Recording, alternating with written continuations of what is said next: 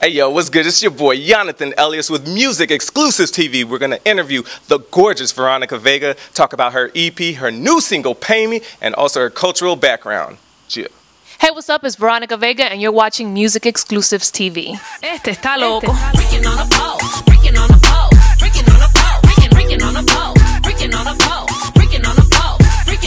Hey, what's good, everyone? This is your boy Jonathan Elias, and I'm here with MusicExclusives.com. Right now, we are with the gorgeous Veronica Vega, Princess of Miami. Thank you. Yeah. Look at you. Hey, you doing it big, though. Thank you. I hope so. I hope to do something. No, you are. All right, so we talked earlier. I want to really focus on, you being first generation in the United States. I mean, I am too, so that's why I respect your hustle.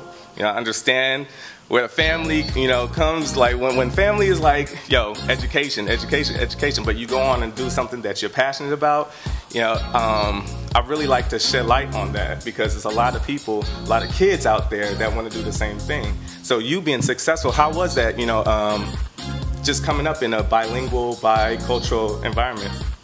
I have a really open mom and a very, very strict dad. But my parents got divorced when I was really, really young, so the only reason I feel like I was able to really do music was unfortunately and fortunately, however you want to look at it, because my parents got divorced. So, my dad feels like music is for hoes. Wonder what he thinks now after pay me. Maybe we should interview him. That's funny because I invite him to some shows sometimes and he's like, the music is doing really good, man. I'm like, oh, come to the show. Crickets. Right. I have young parents. My parents had me when my mom was 17. She got pregnant. My dad, young parents. So it was just the way that they looked at it is like, we want you to have a better life than the life that we had. They came to the United States with their parents. Right. They're immigrants. They understand the struggle. Right. So they're just like, we don't want you to be in the same type of situation where you don't have something to fall back on. I mean, the best way to explain it is I'm just stubborn and I'm very driven and ambitious, and the things that I see for myself I feel like are definitely attainable, and if my family doesn't want to do it, that's fine with me. I'm doing it anyways. Yeah. I don't care who says no. Exactly. Pay me. Pay me. Like my mom definitely took me to all the places I needed to be, and she fought people for me, and she still fights people for me, and I do have the support of both of my parents, even though they are divorced. My parents they're priceless. My parents, my grandparents, my grandparents are always there too, and my sisters are very supportive also. So, without my foundation, right. I couldn't do music. Sounds like they're basically your motivation. Absolutely. Yeah, nice, definitely. Nice. Gotta respect that. Okay, so with the Cuban and Venezuelan background that you have, I don't even want to say how does it inspire your music, because it's so much more than your music. It's like your craft, your videos, your outfits, your style, just your sassiness. You know what I mean? So how is your upbringing influenced your music? I feel like Latin culture in general, we want to be conservative and we have conservative morals, but for the most part, when you watch television or hear music or see music videos, it's like a lot of nakedness and thongs. It's like very normal to be naked and to be sexual or whatever. So I think my sensuality comes from my Cuban Venezuelan roots, and I think my sassiness, which my sassiness too, probably from being Cuban and just having a smart ass mouth, but growing up in the United States with the parents that I had, I also was able to experience hip-hop and urban culture here. So I think part of my sassiness and part of my edge also came from, being influenced by hip-hop at an early age. And what you used to listen to? Oh my God. I really was like low-key. Don't even laugh. But I really was a Rough Rider. Whoa! I swear. Did you look up to? Oh my God! I swear, like I was like low-key like DMX's girlfriend. I could have low-key seen you in, like back then, you would have been a Rough Rider. But I was probably like 12. Right, exactly. And so I was like, now, but it was just, to me, and that's what I appreciate, and that's what I did in the video. Like, when I did the Wicked video, I thought of all those videos that inspired me, even though it had like a Latin twist. I loved it, though, yeah. You used to see them all roll up together. It was like family. It just felt like family, and they were all cool together, and they all stood together and believed in each other. And I think that was what inspired me the most about hip-hop. Culturally, what helped. Like, yeah, my parents helped too, because of course we listened to Celia Cruz and Jose Jose and Gilberto Santa Rosa and, you know, all of those Rolling people. the Mars. You know, I love vocalists, I love rhythm, I love jazz, I like, you know, I just like different things. That's why I said you can basically marry genres together.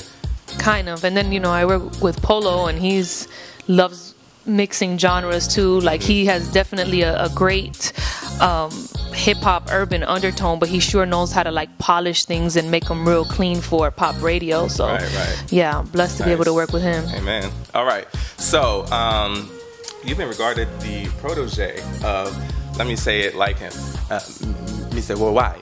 Did I say it right? Did I say it right? No, not what is it? Hold on, because I feel like he has so many names. Yeah, like he does. I can't even Mr. 305, yeah. Mr. Worldwide, Mr. International. Yeah, he's the man. But what is it like living up to that name and those expectations? You know, I don't think I've ever, first of all, I've never been asked it that way, like living up to his name.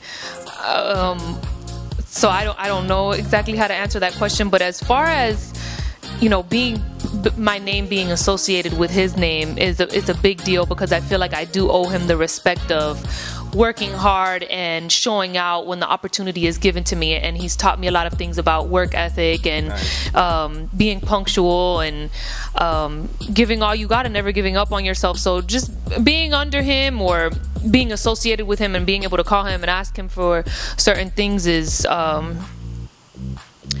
I don't know, the greatest thing ever. Nice. Okay, so what exactly have you been up to since Wicked? Wicked came out, what was that, 2013? Yeah. Yeah. And I mean, it's got millions of views, you know what I mean? Yeah, it did really, really well, especially overseas. In Spain, it's really big. Puerto Rico, I've heard it on the radio out there. Nice. Yeah. We've been working on an EP called I Am Miami. Okay. And that's where Pay Me's on there. Gotcha. And we just finished up a remix for it with Trina, so I feel like there's no other way to do it. Other way. I was just about to ask you, who's about to be on the remix? Trina for sure. Yeah.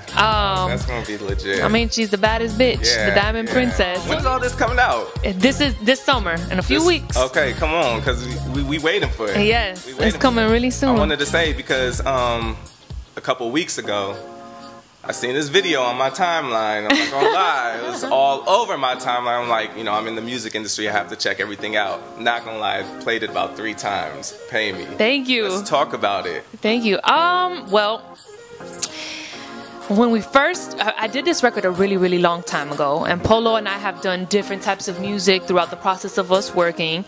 And I went to Miami, and I had done this viral video to I Don't Mind featuring Usher, and I sent it to Polow, and he was like, you're twerking and doing all kind of stuff. He's like, maybe we should go back to this Pay Me record, because this is looking like the type of tip you're on. Right. So we went back to Pay Me, and after, you know, we finished touching up stuff on the record or whatever, we were like, I was like, I have this idea. I want everything to be, if I'm gonna be in a white scene, I want it to be all white. If I'm gonna be in a red scene, I want it to be all red. And we got the treatment written out to it. We went out to LA, we shot the video, and we had an amazing choreographer, Othean.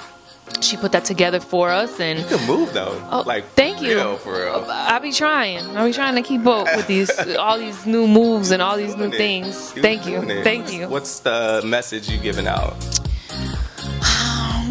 Although it's sexual, and we pulled this and we pushed the sexual envelope purposely, of course. It really, to me, has no sexual significance. It also has, I'm really not trying to offend any particular person, man, woman, anything else.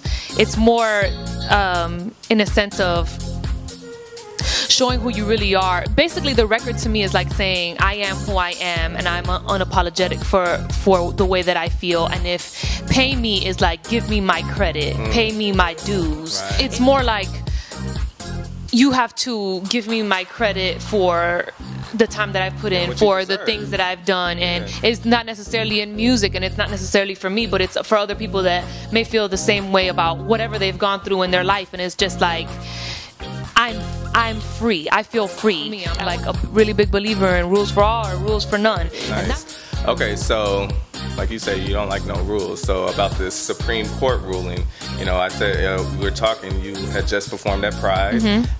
So what do you feel about that? I feel like anybody who if there's rights for somebody else in something, then we should all have rights for the things that we believe in. I think that particularly for me, like I said, coming from a different background, you always, even in school, and I'm sure it happened to you, you are faced with the language barrier, you're faced with the race barrier, you're faced with the sex barrier, you're faced with, and I feel like all of those things are insignificant when it comes to love. It has nothing to do with it. So, you know, if we're gonna live in love, then we live in love, and if we're gonna live with rules, then we live with rules. But I mean, who made rules when there was love? Hey, there you have it. So my thing is, go as far as you can and never give up on the things that you believe in, because what you believe in is all you got. Right. So you're able to attain anything, no matter what your situation is, whether you are super poor or super rich, or what race you are, or what country you came from. The opportunity, especially here, is available for everyone. I mean, and just that, to me, that's my greatest piece of advice. And value yourself as much as you can, because you definitely can have whatever you want. Amen. That's amazing. Thank you for that. Absolutely. So, are you gonna teach me just a little Let's move? do it. You gonna teach me a little move before we go? Let's do it. All right, come on. What you gonna teach me? Okay. Right. So you're gonna lean to this side, and you're gonna put your hands up. Hey. Do I look right? So then you like supinate into it. Am I doing it? Wait, no, we're not. Wait, okay. Alright. Freak, I'm not tall. There we go! Alright. This is amazing, Veronica Vega. Thank you so much. Thank you really so much. And when I go to Miami, remember, come through. Where we going? To strip club. There it is. Alright, y'all. It's Jonathan Elliott with Music Exclusives TV.com. Yeah.